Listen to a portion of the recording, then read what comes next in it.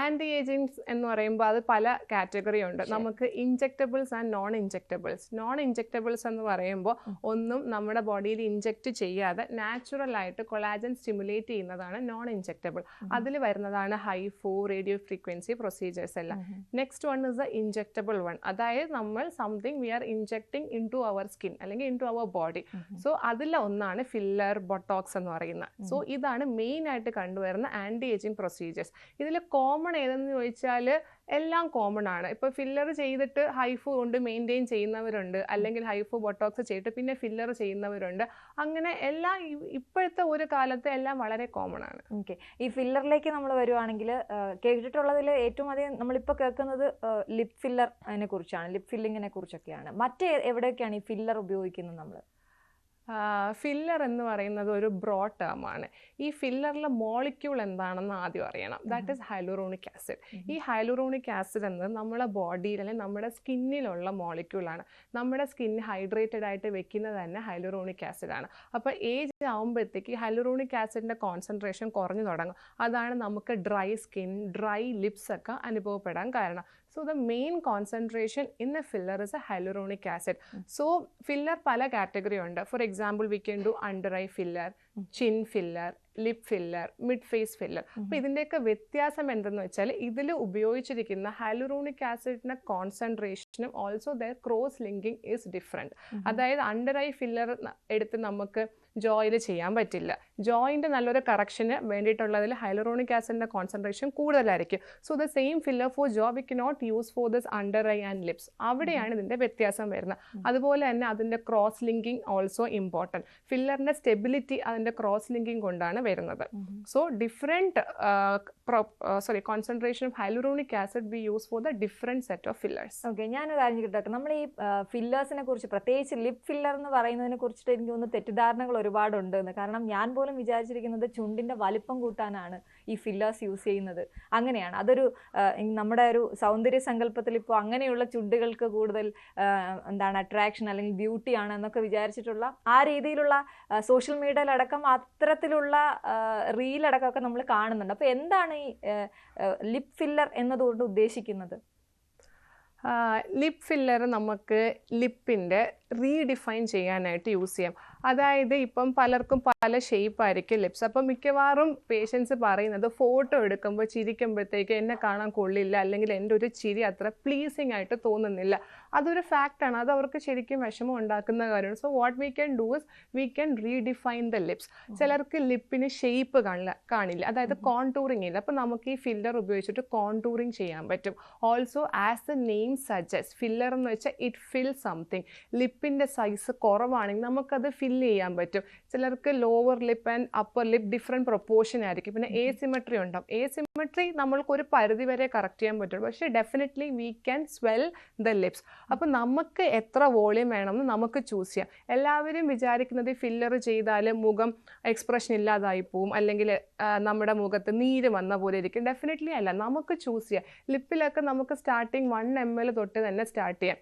2 ml 3 ml ഒക്കെ ലിപ്സിൽ എടുക്കുന്നവരുണ്ട്. നമുക്ക് എത്രത്തോളമാണ് ഡിസൈഡ് ക്വാണ്ടിറ്റി വേണ്ട, എത്ര വോളിയം നമുക്ക് വേണം, അതിനനുസരിച്ചിട്ട് നമുക്ക് എടുക്കാം. ഓൾസോ റീഡിഫൈൻ നമുക്ക് ചെയ്യാം. അത് ശരിക്കും ഒരാളുടെ ചിരി അല്ലെങ്കിൽ ആ ഒരു കോസ്മെറ്റിക് അപ്പിയറൻസിനെ ബാധിക്കും. ഓക്കെ, അപ്പോൾ ഈ അതിൻ്റെ പരിശോധനയും കാര്യങ്ങളൊക്കെ എങ്ങനെയാണ്? അതായത് ഞാൻ ആഗ്രഹിക്കുന്നത് പോലെ എൻ്റെ മുഖം മാറ്റാം അല്ലെങ്കിൽ മുഖം കുറച്ചുകൂടി നന്നാക്കാം എന്നാണ് താങ്കൾ പറഞ്ഞതെങ്കിൽ ഞാൻ ഏത് രീതിയിലുള്ള ആളാണെങ്കിലും ഞാൻ അതിന് എലിജിബിൾ ആണോ ആ ഒരു പ്രോസസ്സ് ചെയ്യാൻ? ഓക്കെ, നമ്മളിപ്പം specifically if you are asking about lip filler, നമുക്ക് ഫേഷ്യൽ അനാറ്റമി തൊട്ട് പറയാം. അതായത് ഇപ്പം നമ്മളെ മുഖത്ത് ഓരോ പ്രൊപ്പോർഷൻസ് ഉണ്ട്. Each upper face, mid face and lower face. Each ക്വാഡ്രന്റിന് ഓരോ പ്രൊപ്പോർഷൻ ഉണ്ട്. ആ ഒരു പ്രൊപ്പോർഷൻ വന്നാലാണ് നമ്മുടെ മുഖത്തിന് ഓവറോൾ ഒരു ഭംഗി കൂടുന്നത്. ഇപ്പം നല്ലോണം നമ്മൾ ലിപ്പ് ഡിഫൈൻ ചെയ്ത ഒരു പേഷ്യൻറ്റ്, പക്ഷേ അവർക്ക് ചിന്നില്ല, അവർക്ക് ചിന്ന് വളരെ കുറവാണ്. അപ്പോൾ അവരുടെ ആ ലിപ്പ് ചെയ്തത് അത്ര ഒരു ഭംഗി കൂടണമെങ്കിൽ definitely they have to do their chin also, because ലിപ്പിൻ്റെ താഴെയല്ലേ ചിന്ന് വരുന്നത്. അതുകൊണ്ട് തന്നെ നമ്മളടുത്ത് ഒരാളൊരു കൺസേൺ പറഞ്ഞാൽ നമ്മൾ ഫുൾ ഫേസ് അസസ് ചെയ്യും. Complete from forehead to chin including jawline അത് ഫുൾ അസസ് ചെയ്തിട്ട് എന്താണ് അവർക്ക് വേണ്ടതെന്ന് നമ്മൾ കാണിച്ചു കൊടുക്കും, നമ്മൾ ഡിസ്കസ് ചെയ്ത് കൊടുക്കും. അപ്പോൾ അക്കോർഡിംഗ്ലി ദേ ക്യാൻ ഡിസൈഡ്. ഇപ്പോൾ എനിക്ക് ലിപ്സ് മാത്രം മതി, ചിന്ന് വേണ്ട എന്ന് പറയുന്നത് definitely we don't do the chin. നമ്മൾ ഓപ്ഷൻസ് കൊടുക്കുകയാണ് ചെയ്യുന്നത്. They can choose finally because what we are injecting into their body. Okay, അതുകൊണ്ട് they can choose it finally. പക്ഷേ ആ ഒരു പ്രൊപ്പോർഷൻ മെയിൻറ്റെയിൻ ചെയ്താൽ overall they look really good. അപ്പോൾ ഈ ഏജ് ഡോക്ടർ, ഏജ് ഇതിന് എന്തെങ്കിലും ഒരു തടസ്സമാണോ, അല്ലെങ്കിൽ ഏത് വയസ്സ് മുതലുള്ളവർക്ക് ഏത് വയസ്സ് വരെ ഉള്ളവർക്ക് ഇത് ചെയ്യാൻ കഴിയും? ഐഡിയലി ആഫ്റ്റർ 18 18 വയസ്സൊക്കെ കഴിഞ്ഞിട്ട് സ്റ്റാർട്ട് ചെയ്യുന്നതാണ് ഐഡിയൽ. ബിക്കോസ് ഇത് ഈ ലിപ് ഫില്ലറോ അല്ലെങ്കിൽ ഏതൊരു ഫില്ലർ പ്രൊസീജിയർ ആണ് ഇൻജെക്റ്റബിൾ ആണ്. അപ്പോൾ പെയിൻ അറിയാതിരിക്കാൻ നമ്മൾ മരവിപ്പിക്കുന്ന ക്രീം ഇട്ട് ഒരു 45 മിനിറ്റ്സിന് ശേഷമാണ് ചെയ്യുന്നത്. സോ ഇൻജെക്ട് ചെയ്യുമ്പോൾ ഒരു കൊച്ചു കുട്ടിയുടെ മുഖത്ത് നമ്മൾ ഇൻജെക്ട് ചെയ്യുമ്പോൾ definitely they are not yet ready to accept the pain. ആ പെയിൻ ഫാക്ടർ നിൽക്കുന്നതുകൊണ്ട് ഒരു 18 ഇയേഴ്സ് കഴിഞ്ഞ് ചെയ്യുന്നതാണ് നല്ലത്. ഡെഫിനറ്റ്ലി 60 ഇയേഴ്സ് 72 ഇയേഴ്സ് വരുന്നവരൊക്കെ ഫില്ലർ ചെയ്യാൻ വരുന്നവരുണ്ട്. പക്ഷേ അവരുടെ മെഡിക്കൽ ഹിസ്റ്ററി കംപ്ലീറ്റ് ആയിട്ടൊരു ഡീറ്റെയിൽ മെഡിക്കൽ ഹിസ്റ്ററി എടുത്തിട്ട് ചില കാര്യങ്ങൾ അവോയ്ഡ് ചെയ്യാൻ പറഞ്ഞിട്ട് മാത്രമേ നമ്മൾ ഫില്ലർ ചെയ്യുള്ളൂ. ഓക്കെ, അതിന്റെ പ്രോസസ്സിലേക്ക് നമുക്ക് വരുന്നതിന് മുമ്പ് ഇപ്പോൾ വാർത്തകളിൽ നിറഞ്ഞു നിൽക്കുന്ന ഒരാളുടെ പേര് ഉർഫി ജാവേദ്. ഉർഫി ഇതുപോലെ ലിപ് ഫില്ലർ ചെയ്തതിന് ശേഷം ലിപ്പ് മാത്രമല്ല മുഖവും കൂടി തടിച്ചൊക്കെ നമ്മൾ ഫോട്ടോസൊക്കെ കണ്ടു. എല്ലാവർക്കും വലിയ ആശങ്കയുണ്ടാക്കിയ ഫോട്ടോ ഒക്കെ ആയിരുന്നു. ലിപ് ഫില്ലറൊക്കെ ചെയ്യണമെന്ന് ആഗ്രഹിച്ചവർ ഒന്നുകൂടി ആലോചിക്കുന്ന സമയം കൂടിയാണെന്ന് തോന്നുന്നു. എന്താ സംഭവിച്ചത് ഉർഫിക്ക്? ഉർഫി ജാവേദിൻ്റെ പിക്ചേഴ്സ് കണ്ടിട്ട് മനസ്സിലായത് ഷീ ഹാഡ് ടേക്കൺ ഒരു more than few volume of filler amount ലിപ്സിൽ എടുത്തിട്ടുണ്ട്. അതാണ് ഞാൻ പറഞ്ഞത്, നമുക്ക് ചൂസ് ചെയ്യാം എത്ര ml വേണം. അപ്പോൾ ഒരു ഡിസൈഡ് എമൗണ്ടിനെക്കാട്ടിലും കൂടി പോയാലും ലിപ്സ് സ്വെല്ലനാവാം. ഓൾസോ ലിപ് ഫില്ലറിൻ്റെ ഒരു കോംപ്ലിക്കേഷൻ തന്നെയാണ് സ്വെല്ലിങ്. നമ്മൾ ജസ്റ്റ് തട്ടി ചുണ്ട് മുറിഞ്ഞാൽ തന്നെ ലിപ്പ് സ്വെല്ല.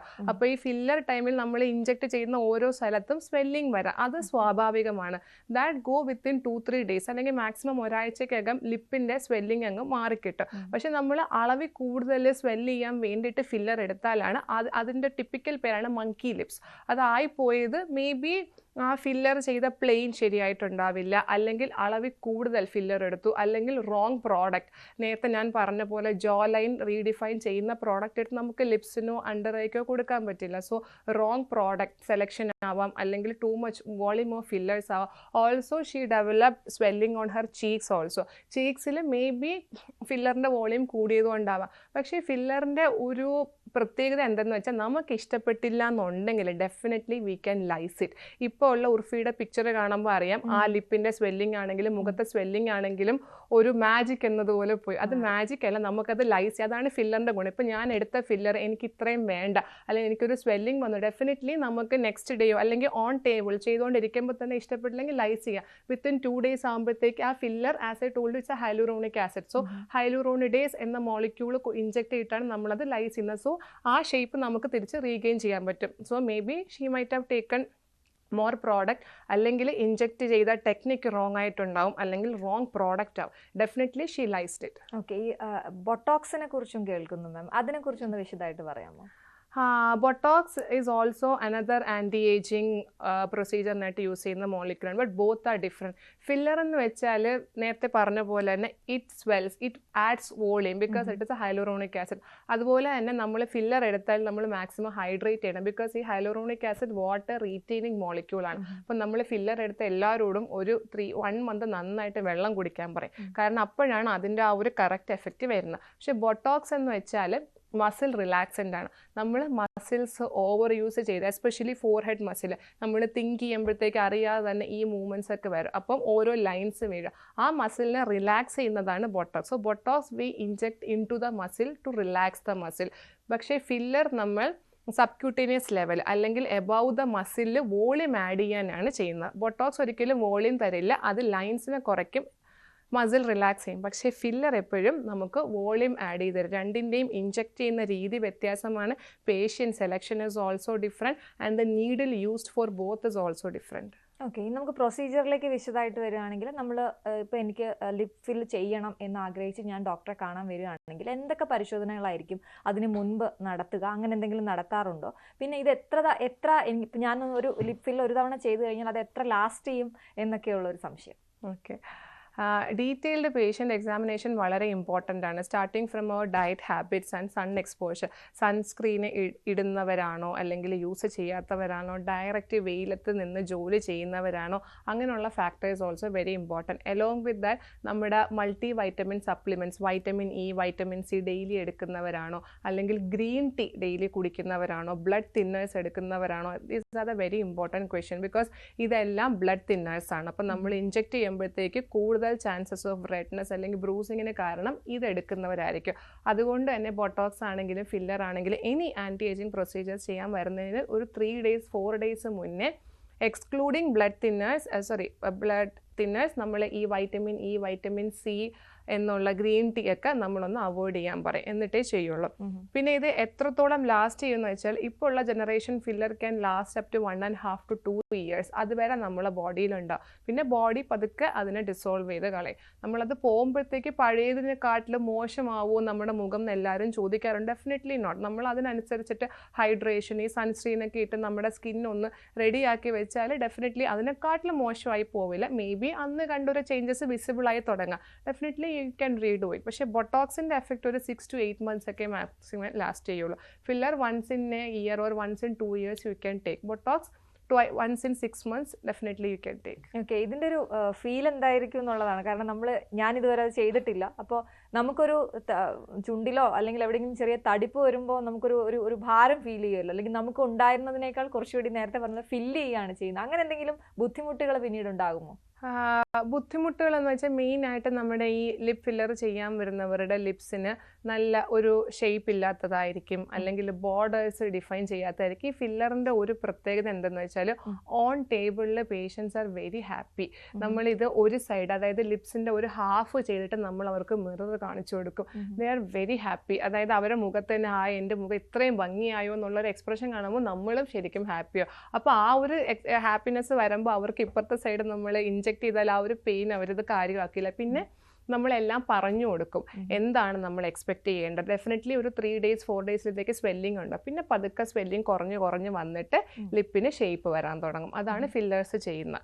പക്ഷേ നമുക്ക് വേണ്ട. പിന്നെ ചില ആൾക്കാർക്ക് ചില പോയിന്റ് കുറച്ച് ദിവസം കഴിഞ്ഞാലും ചെറിയൊരു സ്വെല്ലിംഗ് കാണാം. അത് ഞാൻ നേരത്തെ പറഞ്ഞ പോലെ നമുക്ക് ലൈസ് ചെയ്ത് കളയാവുന്നതാണ്. ഓക്കെ, ഇത് എത്ര സിറ്റിങ്ങിൽ ചെയ്യാൻ പറ്റും മാം?